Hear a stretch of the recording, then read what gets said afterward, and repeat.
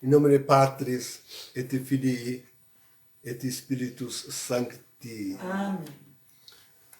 Estamos então, caríssimos, na quinta-feira da primeira semana da Paixão.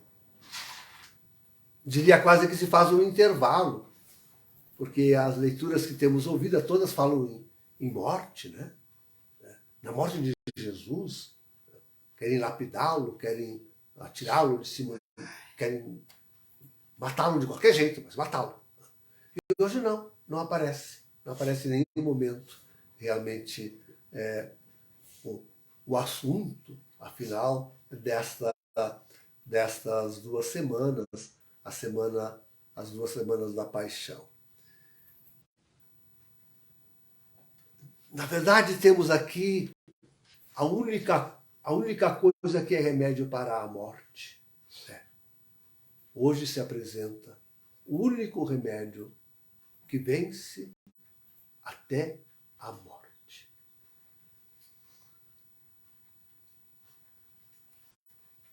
Aliás,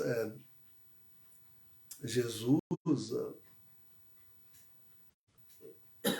referiu isto quando disse que ela estava salva. Salva.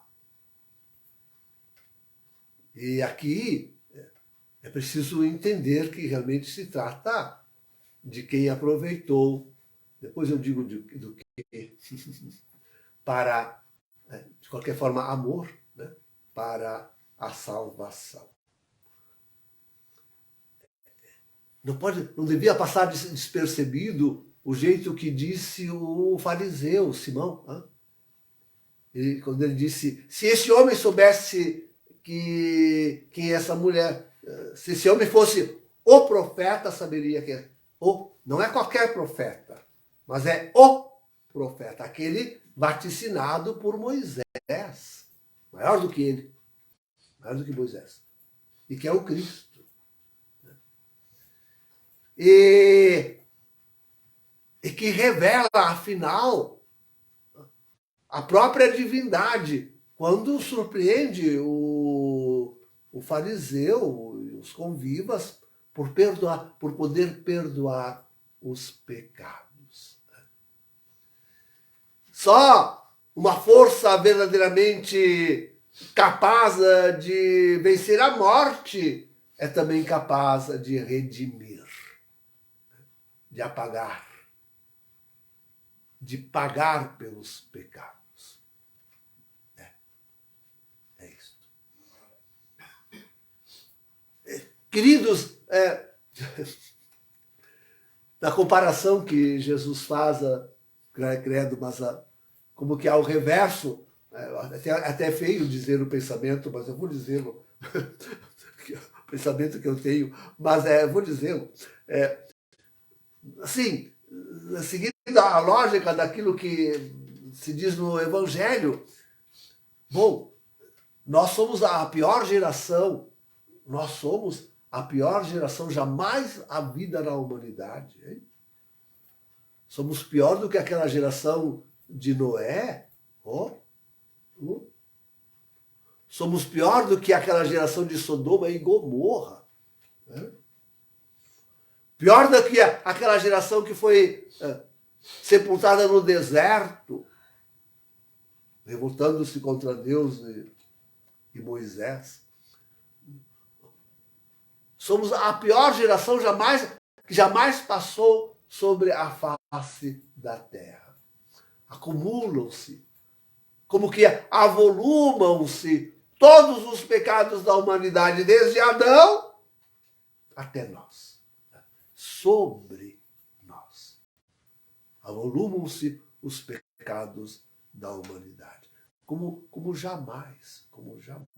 Né? Diz que no dilúvio 8 pessoas se salvaram. No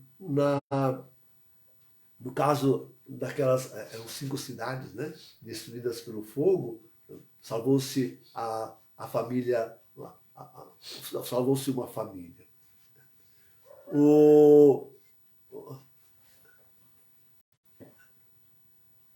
A geração que ficou no deserto gerou outra que entrou na Terra Prometida. Mas essa humanidade de hoje está com disposição ao extermínio total, completo, geral. Eu fico impressionado, eu tenho dito isso entre nós aqui, de vez em quando, para algumas pessoas, porque eu vou olhar, vou pesquisar e a cada dia se surpreende com uma arma mais poderosa do que a outra. Parece que os países, agora Japão entrou nesta, e Israel, Israel diz que desponta como o primeiro e o maior exército, não em número, mas em poder de destruição do mundo. Bom, aqueles outros que nós já conhecemos, não precisamos falar em China, em Estados Unidos, em Rússia, Inglaterra. Agora, sim, diz que a Inglaterra inventou uma arma poderosíssima que ela sozinha é capaz de provocar o tal de Armagedon. Não, quer dizer, temos o Poseidon da Rússia. Quer dizer, estão desfilando, estão nos revelando armas tremendas. Veja a própria Coreiazinha do Norte. O povo passa fome. O povo passa fome. Há poucos tempos noticiava-se a fome do povo. Mas noticia-se agora o poder de uma arma surpreendente. Nisso eles não... Que coisa. A loucura do homem chega a esse ponto. Não, e tem ainda as profecias que nos avisam que há armas que não estão sendo reveladas e ditas. Há armas mais letais, mais perigosas, mais destruidoras, mais poderosas, que sequer são reveladas ainda. O homem já conseguiu, no seu gênio, construir.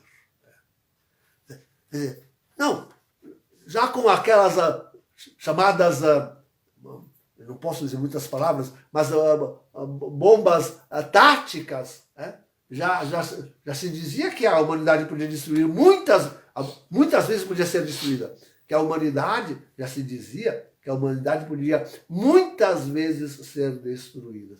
Imaginem agora, pode acabar com o planeta, acabar completamente com a vida sobre o planeta. Não só dos homens, dos animais, como a própria vegetação.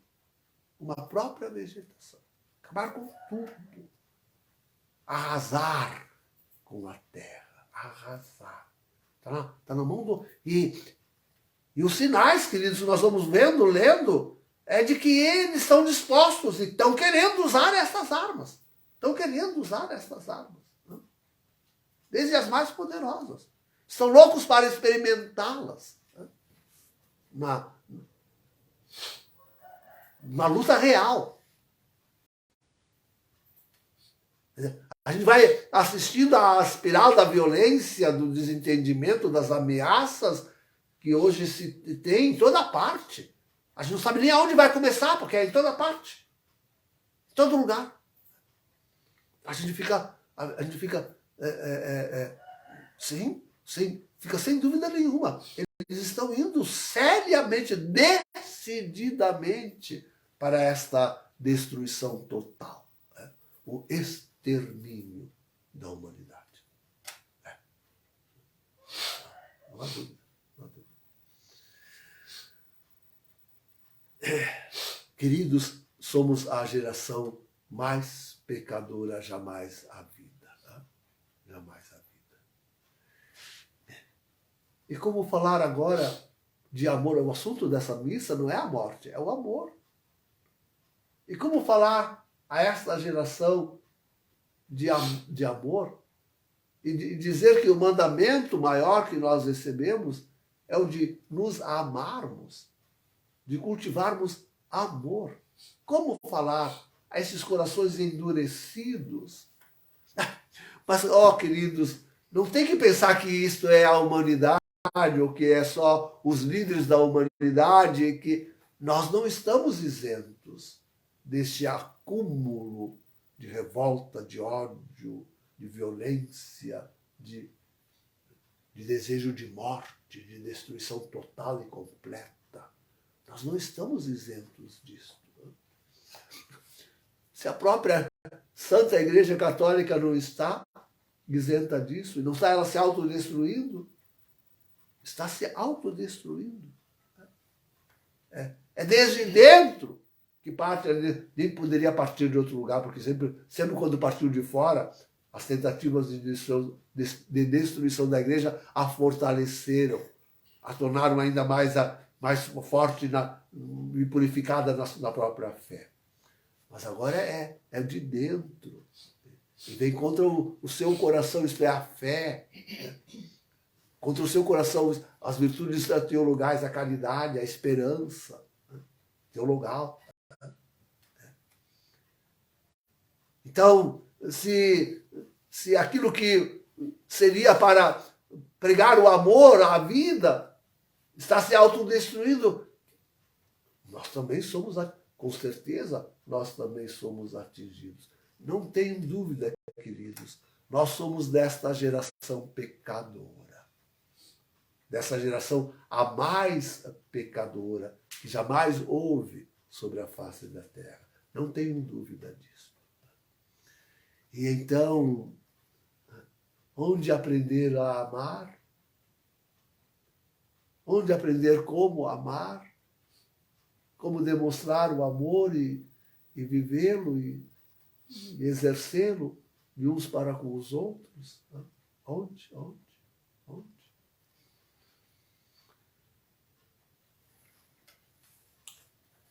Queridos, esse é o segredo desta missa. Deus é amor. Ele é que nos ama. A nós, reconhecendo tudo isso que somos, no limiar daquilo onde nós estamos, a nós cabe aquela oração fervorosa que Daniel, na primeira leitura, elevou a Deus. É preciso, sim, e esta é a nossa preparação para a Páscoa. É preciso olhar para a cruz como a expressão mais alta de perdão e de amor que jamais a humanidade poderia receber. Olhar para a cruz como a expressão do mais alto perdão e amor que vence até o cúmulo de ódio e de pecado que está sobre esta geração. Essa é a Páscoa última, para dizer assim. Esta é a Páscoa última que nós celebramos. Aquela onde nós devemos elevar os olhos, os nossos olhos tão feridos de desamor, pensando, ali está o perdão que pode ser um lenitivo para as nossas chagas de ódio, de revolta, de destruição. Ali na cruz, está o amor maior, aquele capaz de perdoar-nos e dar-nos, acumular-nos da experiência do amor, do perdão e da vida. Só ali, na cruz do Senhor, se nós celebrássemos essa Páscoa olhando para a cruz de Jesus com estas palavras, com essa certeza, é ali que Deus realmente ouve a nossa prece, feita como que com o coração de Daniel da primeira leitura. E só ali nós podemos ver o perdão,